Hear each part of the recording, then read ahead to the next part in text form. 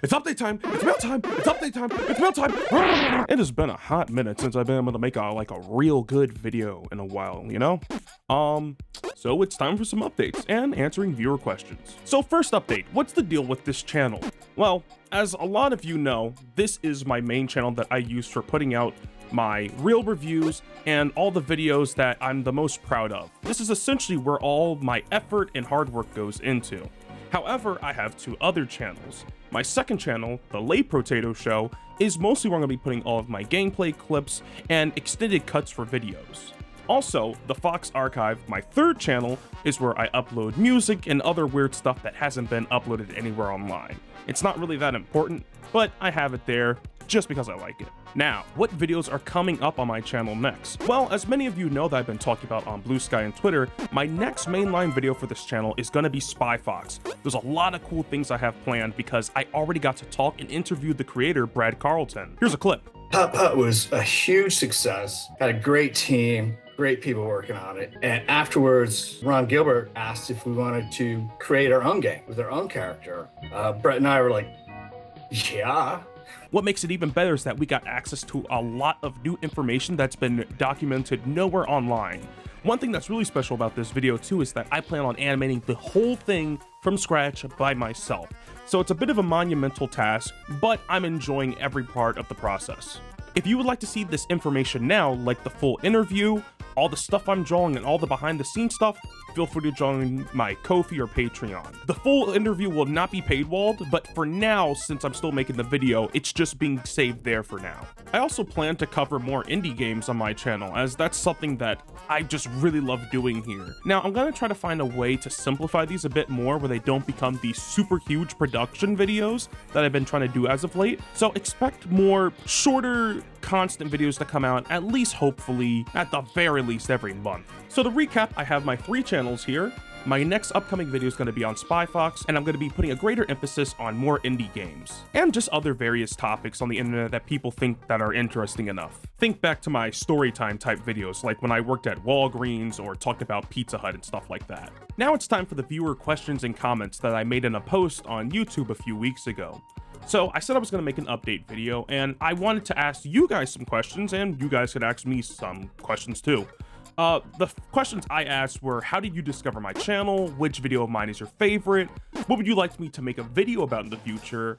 And, you know, what do you think about, like, quality? Do you care about the quality of my editing, or do you just like hearing me talk about endless topics? The first comment comes from Hype, who says, would you rather have unlimited bacon but no games, or unlimited games but no games? Oh my god, I love that meme so much. Joking aside, I think it was one of your live streams that I just happened to watch and stuck around since. And I love deep dives into things that I had no idea about. So the Namco Generation video really stuck out to me.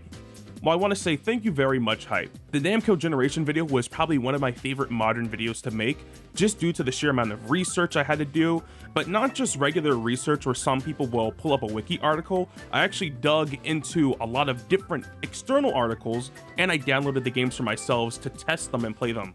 So I'm glad you liked the topic, and I hope you got the chance to even play some of the games. Up next is Wolfins, who says, yeah, I originally found your channel through interactions with Rennie. You put a lot of effort into the editing, and it shows. I am impressed every time, but I also feel like you could dial it back if you wanted to. You are entertaining and passionate enough that you don't need fancy edits to maintain my attention. And you know what, Wolfins, that means a lot to me. I'm always trying to set myself apart by continuously pushing my efforts and my skill ceiling, but it's nice to know that some people don't need super flashy stuff to be entertained.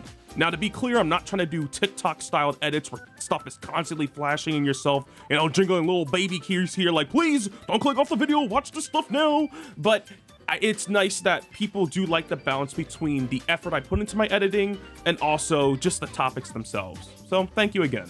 Baxter Rabbit LOL says, how I found your channel was through the Lonely Goomba interview. And honestly, that's pretty cool. That was quite a long time ago by today's standards, but to know that you've been here since that video means a lot to me. Now, I'm not sure if you're talking about the original, which you're probably talking about, or the sort of remade one I made like a year after that, because back in the day I was making videos on my phone and stuff, but glad to see you be a supporter since, well, the early days. You Can't Beat D, good friend of mine, also really nice YouTuber, make sure you check him out. How did I discover your channel? So he says, I don't know honestly, I think I found you on Twitter first if anything. Then I think we only really connected when you invited me and Jason to your server to play Crash Team Racing, and I've just kind of been orbiting it ever since. Really appreciate that. Which video is my favorite? Honestly, the Yakuza April Fool's one. I'm a sucker for completely nonsensical things that describe completely normally, and that really does it for me. Honestly, oh my goodness, that Yakuza video. Freaking love that one so much, and it still stings me to this day how it bombed so badly. It's literally probably one of my worst performing videos ever, and I put so much work into that. But ranting aside, I'm glad you liked it. Very fun. I think I have like a bit of a cult following with that one, so I'll try to do something again maybe the following year. And then for what would you like me to make a video about in the future? Foam Stars, you know I've been trying to get you to touch it, but it's on PS4, so you have no excuses. I have some very bad news to break to you. I have kind of given up on my PS4 and PlayStation as a whole, you know. Sony has truly betrayed the black community, and I think gamers in general, because holy crap, I am not paying these insane prices just to go online. And even when I was thinking, you know, maybe I should get a PS5 to get, nope, they rose the prices again. So I will still try to check out Foam Stars in the future, but as of right now, with current PlayStation stuff, that is probably a no-go. And you also said, high quality video editing is amazing, inspirational, and fun, but also tiring and time-consuming. Yeah, you can say that again. I understand that, but you also got the voice and personality in my eyes to where anything you put out can be enjoyable, even if I don't know what it is. And I appreciate that. Like I said, my videos are based out of love for the topics I have. I really don't want to just cover videos because of, oh, this is trending, or oh, I might get views because of this. Literally 9 out of 10 times a video comes from me going, hey, this is cool. No one's really talked about it. How about I cover it? And then the last you said, now my question for you, I guess would be, how do I learn to be more outgoing and put myself out there without fear of rejection or judgment? Joining more spaces, talking to more people, being more just out there in general. Honestly, there's no super easy answer for this because I don't want to be one of those cheesy, happy-go-lucky people that go, oh, you can do anything if you put your mind to it. Oh, whoa, like, it's not that easy. You know, honestly, getting out there online takes a bit of effort, a lot of determination and stuff. But I would say is the way I kind of found my niche online is just doing what I do and you keep doing it. And eventually people will kind of stick along, whether that be friends, supporters, viewers. You just do what's real to you, and people are going to see, hey, this person's authentic, and they're going to want to stick around you. And I mean, I already know that about you personally. You're a very authentic and nice person in general. So again, just keep sticking with what you want to do. Try to branch out though. That's another thing.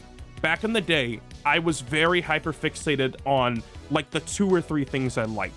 But I learned to branch out over time, and that's how I, 1, made new friends, 2, got introduced to cooler games that I would have never known about otherwise, and just kind of, you know, branched out into the internet in general.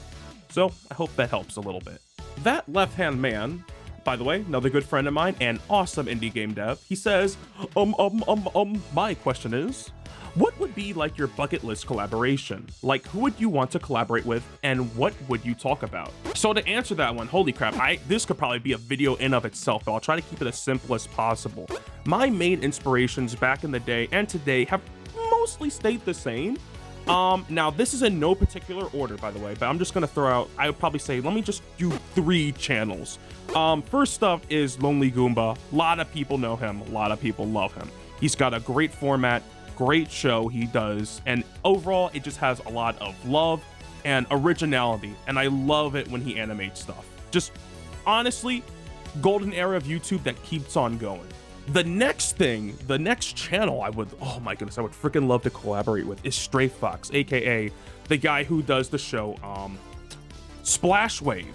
I freaking love this guy's videos so much. They are so well polished, they are so cleanly edited. It's just like, I don't know how else to put it, but you need to watch this guy's stuff. I got some stuff in the background here just to show you what his channel looks like. but my godly, the absolute amount of effort that goes in this stuff cannot be understated.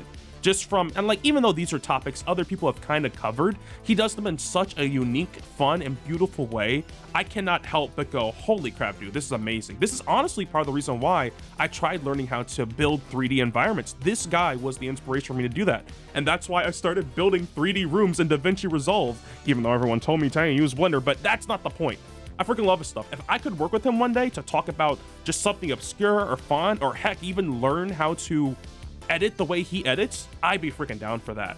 And then I think for the third channel, definitely freaking Brutal Moose. Love that guy so much. He is so laid back and chill, and his editing style, don't be fooled, it's extremely messy and amateurish looking, but it's honestly super beautiful when you get down into it, because it has all these super funny transitions, these little bits and jokes and stuff. It's honestly, he's like the type of channel where I won't even watch his videos at a desk or listen to in the background like some people who just, you know, make their videos purely for background listening. No, like when his videos come on, it is purely, I need to lock in, sit down, you know, get cozy in bed or on the couch and watch these videos. Same thing for the previous for Stray Fox and Lonely Goomba. Stuff's phenomenal. And honestly, those are definitely like my bucket list channels. Now, can I make it to those levels of being recognized by them or working with them? Kinda doubt it, but I use it as an inspiration for me to keep pushing myself. So for the question, how do you discover my channel? You said, I think the YouTube algorithm randomly recommended your Pizza Hut video to me a bit after it came out, but I really didn't stick around until after Sage 2022. So very nice that you noticed my Pizza Hut video a while back. I'm pretty proud of that still, even though it's very old. And yeah, obviously we met each other around the Sage time when you made the Pac-Man Bros, and then we got to work on the Pac-Man Bros video. Still, that was still fun to make. Super chaotic, freaking insane. 10 out of 10 because I got to work with you. Which video of mine is your favorite? Probably an unpopular answer, but the April Fool's videos are probably my favorites. You throwing away all your formalities and just doing dumb stuff is still preferable. Again, another April Fool's Day video appreciator. You know what? Even though the masses didn't notice it, the fact that you and a few other people are like, hey, this is super funny, makes me super happy. What would you like me to make a video about in the future? You said, let's play Hangman. Now, I don't know if that's the Black Cat Blitz, you know, your game that you just released, or something else, but I'm gonna figure that out later. And then for the question, do you really care about high quality video editing, or do you just like hearing me talk regardless of topic?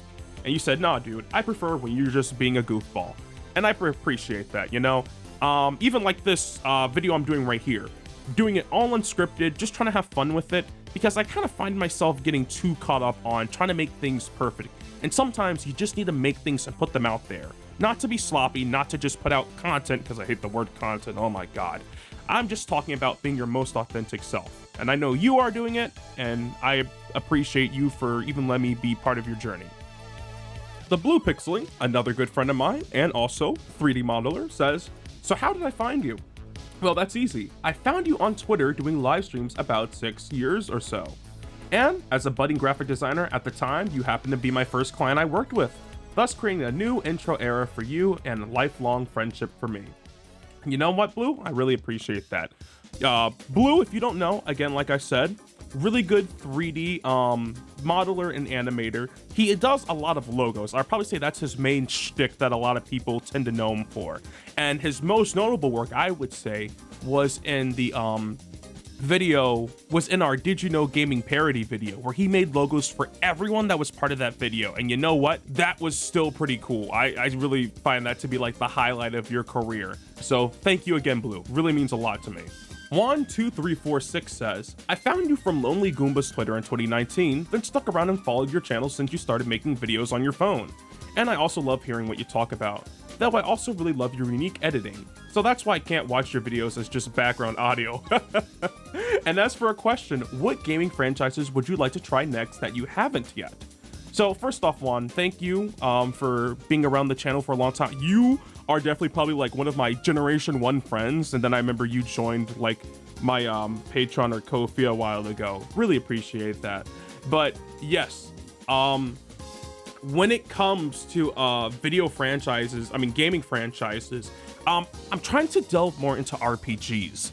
Everyone knows I'm very much an arcadey type of guy when it comes to, like, you know, platformers. So, you know, you got your usual stuff, but I'm trying to get more into RPGs because when I grew up, I never really got into RPGs properly growing up as a kid. And not because I'm one of those weirdos that like, oh, I don't like RPGs, but it's mostly when you live in a large family with a bunch of siblings, like 5 or 6 siblings around you, playing an RPG on the family TV is not really possible.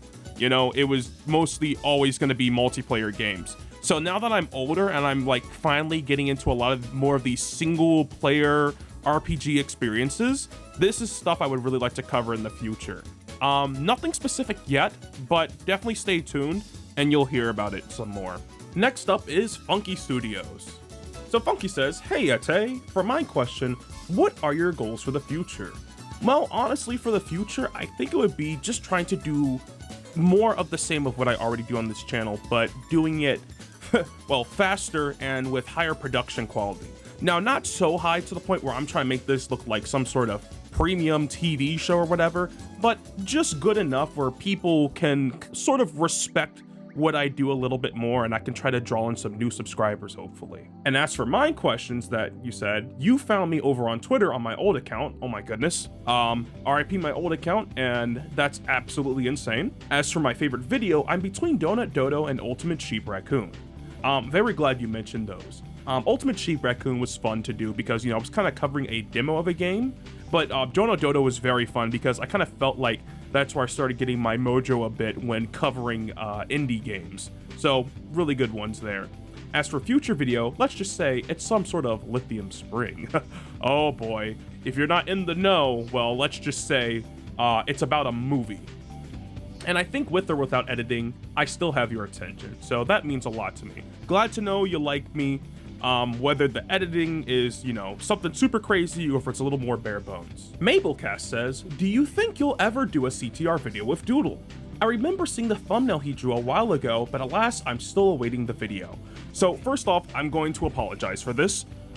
Yes, about 2, maybe 3 years ago, I was supposed to be making a CTR video.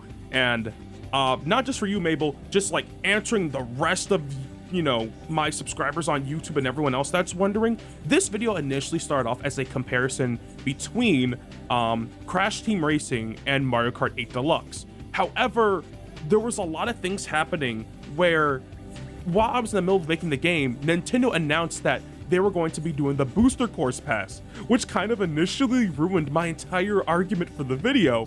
And then on top of that, after I took so much longer, you know, the Switch 2 was being rumored, and then eventually Mario Kart World came out. So I felt so bad because the video as it stands now was a comparison of Crash Team Racing Nitro Fueled and Mario Kart 8 Deluxe before the Booster Course Pass. Now, if you were to watch the video now with that in mind, that makes sense. However, if I were to put that video out now, everyone would be like, Tay, like, why did you completely forget about all the Booster Course stuff or Mario Kart, you know? And I'm like, oh man, I'm gonna look really stupid. I still want to put out the video, but it's still on my Ko-fi and Patreon as an unfinished video. But what I'm probably gonna do is probably just try to clean it up. I'll put it on my second channel, but I want to like redo the video and actually cover Nitro Fueled properly. And as for the thumbnail, as you can see here, yes, Doodle made it for me. I commissioned him to make it, and I still freaking love this. I may have to commission him to do another one, but if we don't get to Crash Team Racing, you know what? We'll probably do the Carters, or the Carters 2. Either way, because I know he loves that game also. And hey, Mabel, if you want to be part of it, you know, let me know. We'll do Carters 2, maybe Crash Team Racing, or I could just change that video into just being about kart racers in general. But yes, again, sorry for the extreme delay on that, but thank you for asking about it. It still means a lot to me. Thazkid says, question, where is Taylor? Answer, why don't you mind your Glitchberry, another one of my good friends and also a very nice pixel artist, by the way, says, question, do you plan on doing any projects with your OCs? So, nothing too crazy. And if you're talking about my OCs, what Glitch is referring to, for those of you that don't know, is my creation of Jetella and Rockatina and some other characters I have. I actually plan to make a game with them in the future, but it's in the super very early phases. But yes, I do plan to make a really cool game with them in the future. Not much I can say about it now because it's mostly just an idea at this point, but yes, I do have projects planned with them.